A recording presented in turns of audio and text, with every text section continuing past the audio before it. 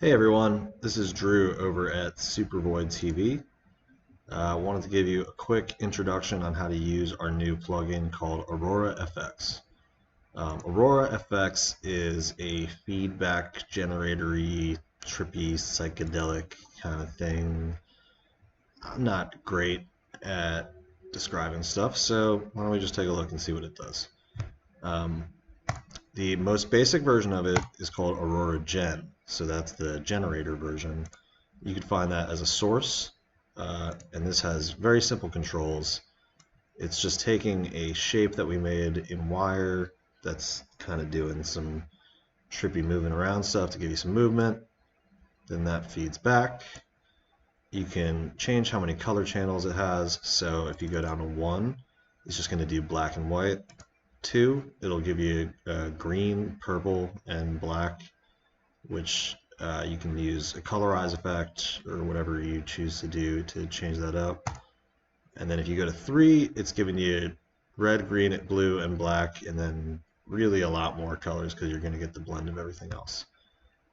From there, you also have displace controls, which are pretty cool for MIDI mapping.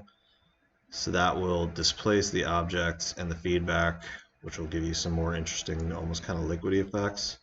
And that has an X and Y parameter. So yeah, that's the simple version. To do the more complex version, this is applied as an effect. So you'll see this as Aurora FX. So over here I have a couple sources. Let me turn this off and start from scratch.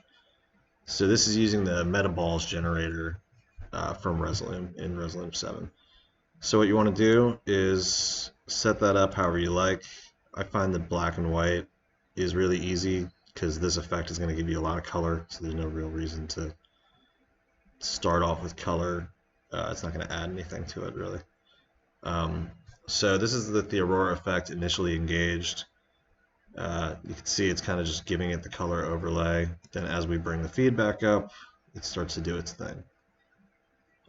On the effect version, we have 2 sources of feedback. There's the initial feedback, and then there's the displace feedback, which has an individual control, which is linked to these displace knobs. That does the same thing it does in the generator, and there's also an option to invert it here, which can give some different looks, especially as you bring in the normal feedback to give you some really wild options. For the displace, there's also an inversion for the red, green, and blue on that, which will give you some cool different looks. And the same color channel controls. So you can have a lot of fun with this really fast. One thing I've been a big fan of doing is putting a colorize on there. And if you set it to palette, then you can get some really interesting looks and have a little bit more control over what the actual look is going to be, rather than kind of a rainbow thing. So you can still control individual parameters and give yourself some different controls over it, but it's going to stick with one color look through that. But I don't need to explain that. You guys know how colorize works. One of the funnest things you can do with this is running some camera footage through it. So I took this footage that we shot for a local Philly band called Rover, and I wanted to put Aurora on it. One thing, because it is so feedback heavy, it can get messy really quick if you're not giving it an alpha channel or something similar to work with. So what I did here was applied a video router that has some edge detection and just some stuff to kind of clean that up on it to give it some more clearly defined looks, which I would recommend doing for processing live camera footage. Then from there, I put the Aurora effects on another video router on top of it.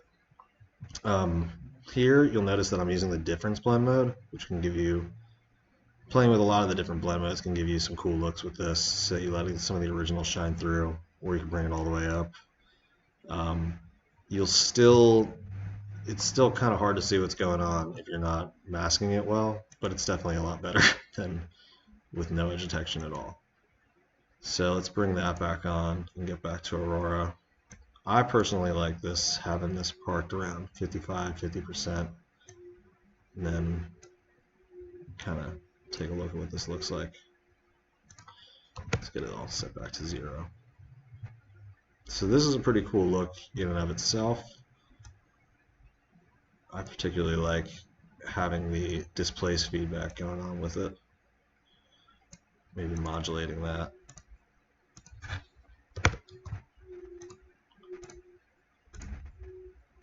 This can be a lot of fun.